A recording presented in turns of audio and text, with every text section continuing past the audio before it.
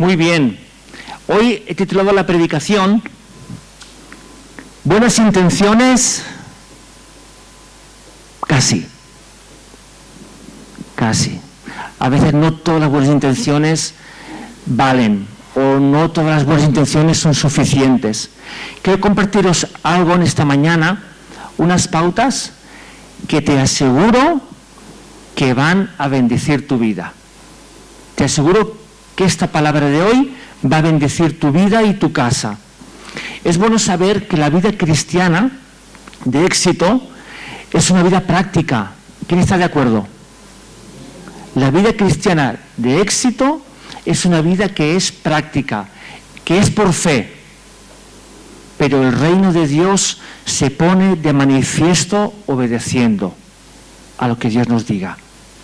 Sí, no es algo místico, no es algo que yo escucho la palabra y es algo automático, es práctica la palabra de Dios.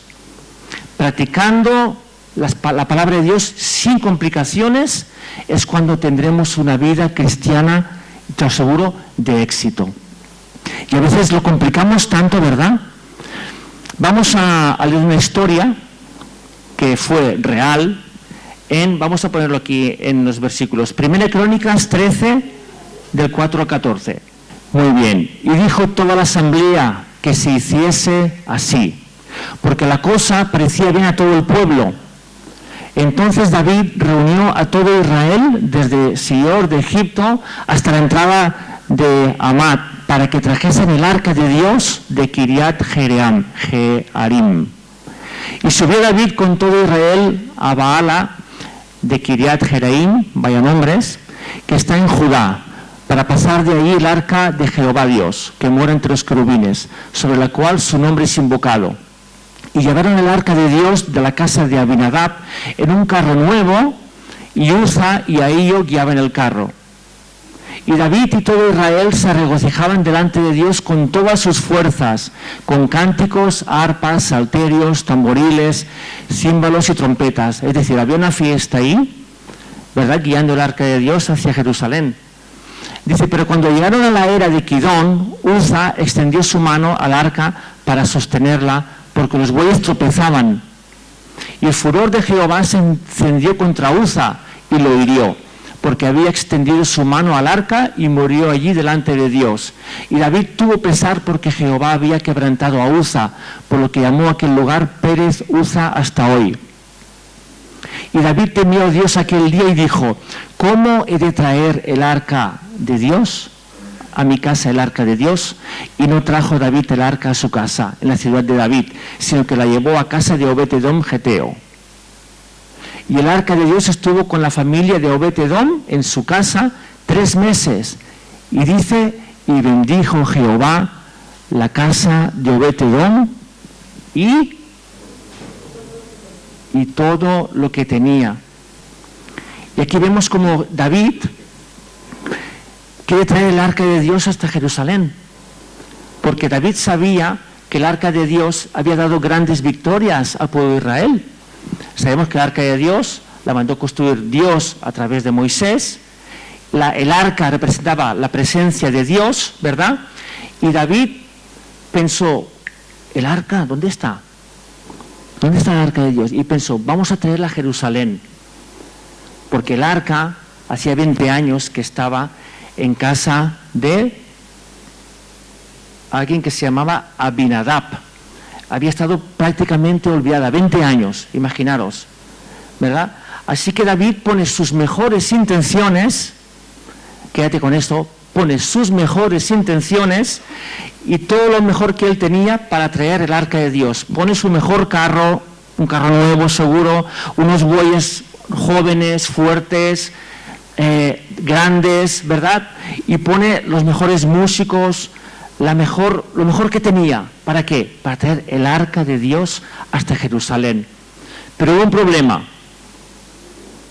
problema, y es que Uza, un compañero de David, al entrar en un camino que había baches, el arca parecía que se movía mucho, y este hombre, ¿qué hizo? La sostuvo. ¿Y qué pasó? Cayó fulminado. Y uno pensará, ¿y esto? ¿Cómo es posible que quería, como intención, coger el arca para que no se cayera, ¿verdad? Pero cayó fulminado. No sabemos si Uza tendría cosas ahí dentro escondidas, pero lo cierto es que Dios tiene una manera de poder relacionarse con su presencia, con el arca de Dios. Dios quería que entendieran que sus cosas son sagradas y son santas, ¿verdad? Yo espero que cuando vayamos algún día al cielo no encontremos a Uza allí, ¿verdad? Aún así. Hombre, ¿qué pasó? Cachilamar, eso no había que hacerlo, ¿eh? Esperemos que esté allí.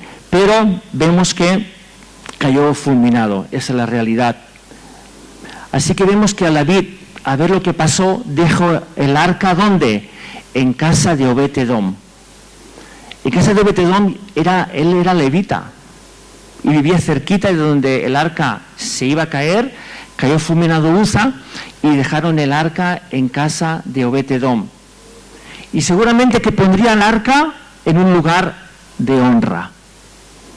Yo me imagino que Obed-edom estaría como mínimo tenso, porque imaginaros, de tocarla, cayó fulminado Uza. 20 años atrás, cuando los filisteos devolvieron el arca a Israel, porque Jehová, el Señor, hirió a los filisteos con tumores, etcétera, 20 años atrás. Y cuando trae el arca a Israel, 60 hombres de Israel abren el arca y murieron ahí mismo, 60 hombres. Pasaron 20 años, intentan traer el arca, Uza toca el arca, cae fulminado. Pues sobre todo, ¿dónde estaría el hombre? Dice, aquí todos caemos. ¿Y qué hizo? Él puso el arca en medio de su comedor. Me imagino que quitaría la televisión de plasma 8K, quitaría los smartphones, todas las pantallas y las pondría a los pies del arca. Las pondría en otra habitación, en un lugar secundario, no en el centro de su casa, no en el centro de su tiempo. Y es algo que creo que tenemos que meditar en el tiempo, ¿verdad?, que pasamos delante de las pantallas, ¿verdad? A veces hacemos ídolos y no nos damos cuenta, son ídolos que a mí personalmente me han impedido buscar más tiempo a Dios. Venga con los reels del Instagram para arriba y te enganchan, ¿verdad? O Netflix, no está mal. Es el lugar donde ponemos estas cosas. Yo hace poco ya me indigné y hablé con Pep, me voy a quitar el Instagram y el Facebook, fuera, ayúdame. Y lo quitamos. Pero después, pues bueno, la verdad que me hace falta Instagram. Me hace falta Instagram para recibir noticias, para ver algunas cosas, pero es un Instagram súper seleccionado y nada más para recibir noticias y ver cosas que respecto a la iglesia, y estoy muy controlado. Facebook ya no, fuera. Pero sí, a Obed-edom seguramente quitaría distracciones y quitaría cosas que quitaban la honra y el respeto a Dios, ¿verdad? Así que vemos como Obed-edom haría un lugar, hicieron un espacio, esa palabra clave. Obed-edom y su familia hicieron un espacio para el arca, un espacio para la presencia de Dios, un espacio de devoción y respeto, familia, un espacio de devoción y respeto al borde del temor, que derivaría en un espacio de amor y pasión por el arca, de amor y pasión por la presencia de Dios.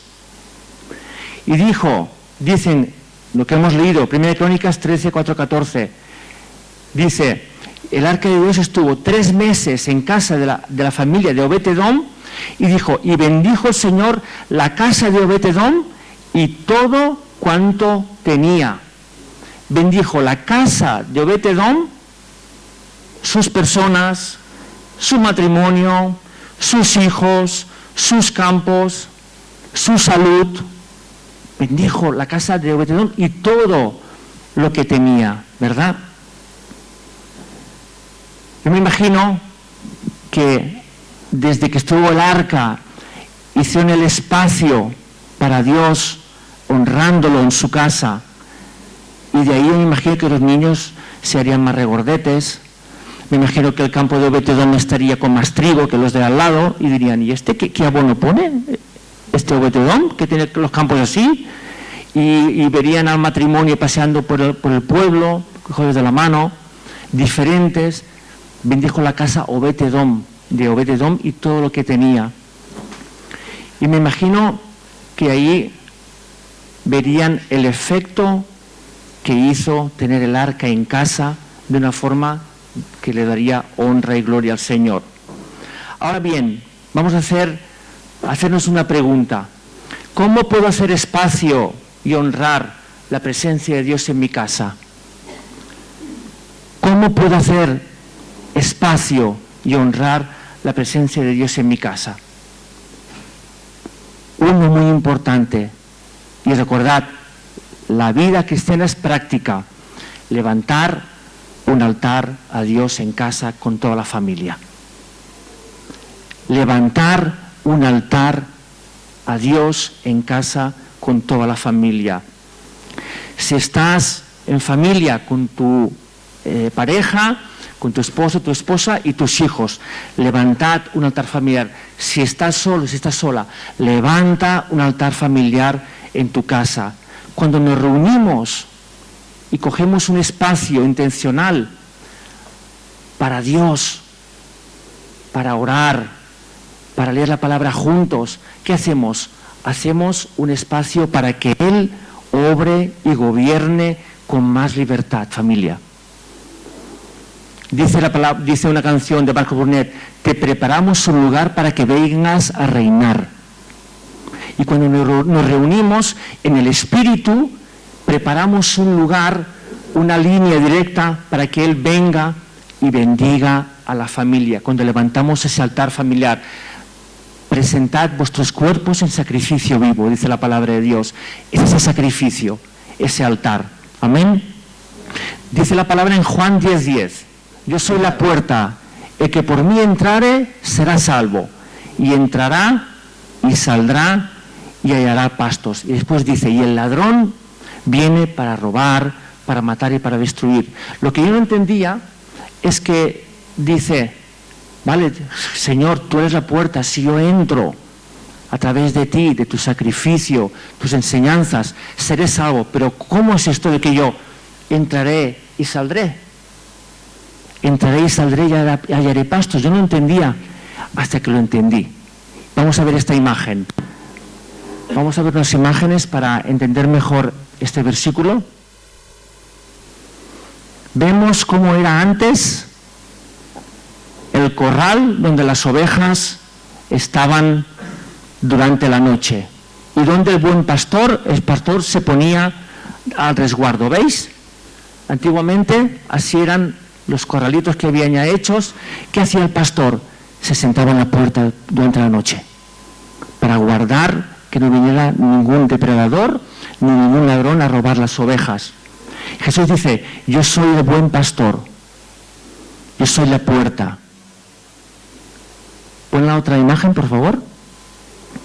Ahí vemos, así estaban los pastores en aquel tiempo. Ahora bien, el que por mí entrare será salvo, estará en un lugar seguro, resguardado de ladrones y de depredadores. Pero dice, y entrará y saldrá y hallará pastos. Cuando amanecía, ¿qué hacía el pastor? Sacaba de las ovejas del corral y las guiaba por verdes pastos. Las guiaba hacia aguas de reposo, como dice el Salmo 23. Vamos a decirlo de memoria. El Señor es mi pastor, nada me faltará. En lugares dedicados a pastos me hará descansar, junto a aguas de reposo me pastoreará. Confortará mi alma y me guiará por sendas de justicia, por amor de su nombre. Y esto hace el Señor cuando levantamos ese altar familiar en casa, iglesia. Esto hace. Estamos seguros en Él. Él nos guarda durante la prueba, en la noche. Él está en la puerta. Él está vigilándonos, guardándonos. Y Él nos saca a ver despastos.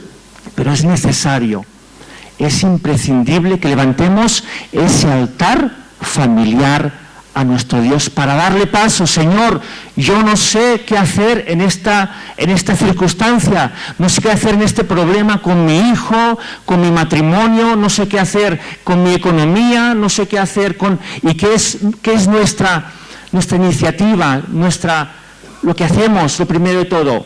Actuar. Voy a buscar este trabajo, voy a hacer esto otro, voy a castigar a mi hijo, no voy a hablar a mi mujer, a mi esposo. Y es iniciativa propia, humana, y muchas veces nos enreda más el problema. Pero cuando tú y yo intencionalmente decimos, hey chicos, a la mujer, a los niños, vamos a reunirnos el sábado por la mañana, y vamos a levantar al Señor esa ofrenda, vamos a dar ese lugar. Lo que hacemos con Rodi y la familia y los niños, nos sentamos y hablamos cada uno. ¿Cómo estamos? ¿Cómo estás? ¿Qué te pasa? ¿Qué te gusta de la familia? ¿Qué no te gusta? ¿Qué quieres cambiar? ¿Qué te gustaría? Y hablamos, cada uno habla. Sofía a veces habla, a veces no. ¿Y qué hacemos después? Vamos una porción de la palabra, una idea, y oramos un ratito. Y así damos ese espacio para que Él nos pueda guardar en la noche y nos pueda sacar durante el día a ver despastos, guiar, ser guiados por Él. ¿Significa que si no levanto el altar familiar no voy a ser guiado y Dios me olvidará? No, pero nos vamos a ahorrar muchos problemas, porque la palabra es práctica. Es práctica. Amén. Muy bien, levantar altar familiar, padres e hijos. Segundo, hacer espacio a Dios como matrimonio. ¿Quién de aquí está casado? Uy, qué poquitos. ¿Quién está casado? Bueno, muchos, yo sé que sí. Es vital para los matrimonios poder dar ese espacio para que Dios derrame de su aceite en esta maquinaria tan compleja. ¿Quién dice que el matrimonio es complejo? Pero de bendición. Pero de bendición. Así que, qué necesario es que puedas levantar, aparte de tu familia con tus hijos, levantar ese altar matrimonial para el Señor. El que tú te pongas cara a cara con tu cónyuge, mirando los ojos y decirle, ¿cómo estás? Y decirle, ¿cómo encaramos este problema? ¿Cómo solucionamos o qué guía vamos a coger o qué vamos a orar para ese problema con mi hija, con mi hijo, con la economía? Sentarte, apartar este tiempo y ponerse de acuerdo en lo que se va a orar. Esto es poderoso. Esto es poderoso, créeme. Esto atrae el reino de los cielos a la tierra. Mateo 18, 19. Otra vez os digo que si dos de vosotros se ponen de acuerdo en la tierra acerca de cualquier cosa que pidan, les será hecha por mi Padre que está en los cielos. Así que tú con tu esposo, tu esposa, mírala a los ojos, hablad claramente, hablad que vais a orar juntos y levantad al Señor ese aroma fragante. Levanta al Señor ese aroma, esa petición. Y lo mismo, hacemos espacio para que Él obre. Y después cambian las circunstancias. Vienen personas que no te esperabas, cambia la actitud de esta persona, va cambiando la actitud de la otra, te da a ti unción, te da a ti sabiduría, te da paciencia. Dios obra. Amén. Tercer punto, hacer espacio a Dios enseñando a mis hijos. Qué importante. Eso es algo que a mí personalmente me quita el sueño últimamente. ¿Quién entiende que estamos viviendo en tiempos complicados? Fijaros que nuestros hijos pasan una media de 5 horas diarias en el colegio o el instituto. 5 horas diarias en el colegio o en el instituto. Y sabemos que la enseñanza secular choca frontalmente con valores cristianos. ¿Estáis de acuerdo conmigo? Choca frontalmente con los valores cristianos. Yo me imagino, o pensemos por un momentito, ¿cuánta información va a parar a su mente en medio de tanta y tanta y tanta información en el colegio, en extraescolares, con los amigos? ¿Cuánta información, y muchas veces en contra de la palabra de Dios, va a parar a las mentes de nuestros hijos, en medio de una sociedad incrédula? Proverbios 22:6. ¿Qué nos dice la palabra de Dios? ¿Qué nos dice? Instruye al niño en su camino, ¿y qué más? Y aun cuando llegue a anciano, ¿verdad?, o a viejo, no se apartará de él. Proverbios 22:6. El pueblo de Dios en la antigüedad, fijaros que ellos dedicaban un tiempo súper dedicado a los hijos. Ellos hacían repetir, o sea, se sabían todo la Torá, los 5 libros del Pentateuco. El pueblo de Dios en la antigüedad repetían los hechos que Dios había hecho en Egipto, en el desierto, y se los sabían de memoria los hijos. Vémoslo, por ejemplo, en Deuteronomio 6, del 6 al 7, y Dios les dijo: y estas palabras que te mando hoy estarán sobre tu corazón, se las repetirás a tus hijos y les hablarás a ellas cuando estén en tu casa, cuando vayas de camino, al acostarte y cuando te levantes. Y esto es lo que hacía el pueblo de Dios a sus hijos: repetían, enseñaban la palabra de Dios. ¿Dónde? En casa. Y no es suficiente que nuestros niños acudan 1 hora a la semana a la escuela dominical. No es suficiente que nuestros hijos acudan 1 hora, 1 hora y media a la semana en el grupo de jóvenes, en el grupo de adolescentes. No es suficiente, familia. Tenemos que empezar a cambiar nuestra mentalidad y a entender que tenemos que enseñar a invertir tiempo, a hacer espacio a los niños. ¿Dónde? En casa.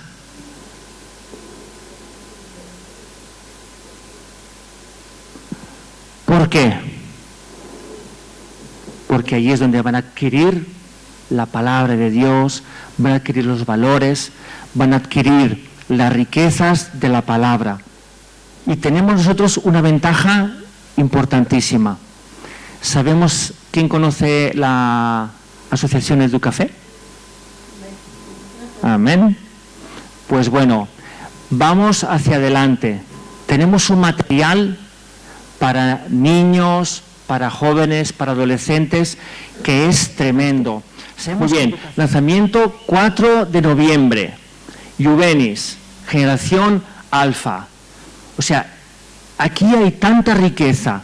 Fijaros, héroes inspiradores. Cada personaje inspira a los adolescentes a vivir su fe con coraje y compromiso. ¿Verdad? Actividades reflexivas diseñadas para estimular el autoconocimiento y el crecimiento espiritual, desarrollo de carácter y resiliencia. Las lecciones que enseñan autocontrol, paciencia y fortaleza en Cristo, y apoyo para padres y educadores, perfecto para iniciar conversaciones sobre la fe y los valores en el hogar y en la iglesia. Imprescindible. A veces tenemos el problema, vale, yo voy a hacer un espacio para enseñar a mis hijos en casa, pero ¿qué les digo? ¿Qué les digo? Aquí tenemos un material que nos va a servir, que va a ser básico para poder estimular a nuestros hijos. Y añado, muchas veces diremos, bueno, vamos a pasar un tiempo juntos con los niños, jóvenes, adolescentes, y vamos a hacer un tiempo de enseñanza para agradar a Dios. Muchas veces no van a querer, pero ahí entra que seamos astutos, que seamos con sabiduría y que demos también, que los podamos incentivar, que los podamos animar. Oye, venga, vamos a negociar un poquito, vamos a hacer aquello y a cambio vamos a hacer aquello también. Estimular. El otro libro, Descubriendo a Jesús, saldrá este mes. Una aventura que cambiará tu mundo. ¿Te imaginas una expedición llena de descubrimientos, misterios antiguos y profecías? Acompaña a Jan, un joven curioso y aventurero, que junto a su padre, arqueólogo, explora cuevas olvidadas en busca de secretos que pueden cambiar la historia. Entre reliquias, rollos antiguos y giros inesperados, descubrirán mensajes escondidos sobre quién realmente fue Jesús y cómo su vida conecta con las profecías de hace siglos. Prepárate para resolver desafíos, superar mini pruebas al final de cada capítulo y desvelar pistas que te harán pensar y sentir. ¿Estás listo para descubrir el misterio más importante de todos los tiempos? Este está basado en esta aventura, este personaje, ¿verdad? Amanda algún día nos explicará con más detalle. Hay profecías que hablan de Jesús y motiva. Así que tenemos una riqueza aquí preciosa para dar a nuestros niños y jóvenes. Y el otro que está ya a la venta es Chanak, ¿verdad? Caminando con Jesús, que es para niños más pequeñitos, de 6 a 9 años, ¿verdad? Y fomenta el desarrollo emocional y espiritual, crea espacio seguro para aprender, práctico. Son libros prácticos, no solamente de información, sino que aplican la enseñanza, los motivan, ¿verdad? Y eso que hace que vayan a ir creciendo. Iglesia, hacer espacio. Vamos a hacer espacio en casa a nuestro Dios. El rey David, ¿qué hizo? Tuvo toda la buena intención para traer el arca de Dios a su casa, a la ciudad de David. Pero no bastó. No fue a la forma del rey David que funcionó. Vemos de qué manera bendecería la casa de Obed-Edom en 3 meses, que David se animó a buscar a Dios e investigó cómo Dios quería que llevara el arca hasta la casa de David. Imaginaos de qué manera Dios bendijo la casa de Obed-Edom a quitar la tele 8K, a quitar las pantallas y a ponerlas en un segundo plano y hacer espacio en casa, la familia unida, el matrimonio unido y enseñanza a los hijos intencional. ¿De qué manera bendecería la casa de Obed-Edom? Que David dijo, hey, hay alguna manera en que habrá que llevar el arca hasta Jerusalén. Alguna manera para que no se quede la bendición en una familia, sino que la bendición venga a un estatus, a un nivel nacional, no solamente familiar, a un nivel nacional. Asimismo, hoy en día, familia, es importantísimo que entendamos que no basta con mis buenas intenciones. No basta hacer las cosas lo mejor que yo pueda, lo mejor que yo sé. No, cómo Dios quiere que hagamos las cosas, cómo Dios quiere que lo busquemos, cómo Dios quiere que lo anhelemos, cómo Dios quiere que yo atraiga el arca, la presencia de Dios a mi vida, a mi familia, a mi matrimonio. Y cómo contrarresto esta porquería de información que va día tras día a la mente de mis hijos, a la mente de tus hijos, en la escuela, en las redes sociales, conversaciones con amigos. Cómo yo pretendo que mi hijo conozca a Dios de una forma profunda en 1 hora en la semana o 2 horas a la semana que tienen esas clases. Iglesia, no es a mi manera, es a la forma de Dios. Tiempo para Él. Crear espacio para Él en mi casa. Esta es la clave. Darle gloria. En mi tiempo, con mi tiempo. Y dejando cosas podemos encontrar tiempo. Para que el arca, la presencia de Dios, sea más y más tangible. Aparta tu tiempo devocional diario con Dios, familia. Empieza a reunirte con toda tu familia una vez por semana. Mínimo, empieza una vez por semana. Sé intencional. Vendrán siempre historias. Tengo que dar aquello, el partido de fútbol, la cena, la comida, la compra. Siempre vendrán. Sé violento.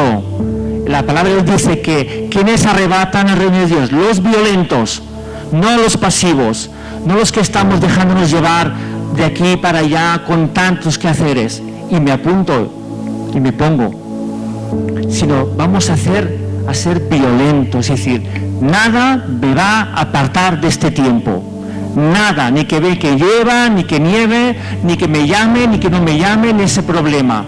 Sé violento, sé firme y aparta este tiempo para Él con tu familia una vez a la semana mínimo. 2, ora con tu esposo, con tu esposa, con tu futuro esposo, tu futura esposa. Ora 2 veces por semana mínimo. Mira a los ojos, poneos de acuerdo en qué vamos a orar, qué problema hay en la familia y apuntad y disparad juntos.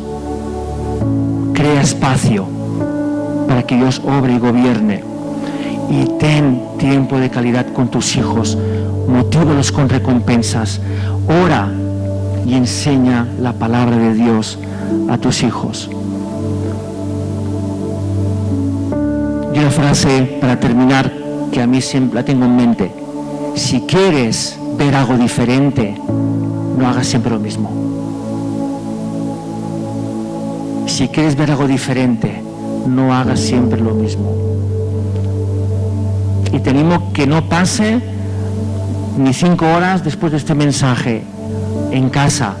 Comprométete, apúntalo. Es práctica. La vida cristiana de éxito es práctica. Y vendrán tormentas, y vendrán vientos, y vendrán problemas, pero levantando ese altar a Dios, honrando la presencia de Dios en mi casa, haciéndole espacio y quitando cosas que me estorban, te garantizo que Dios va a reinar y va a gobernar con más libertad.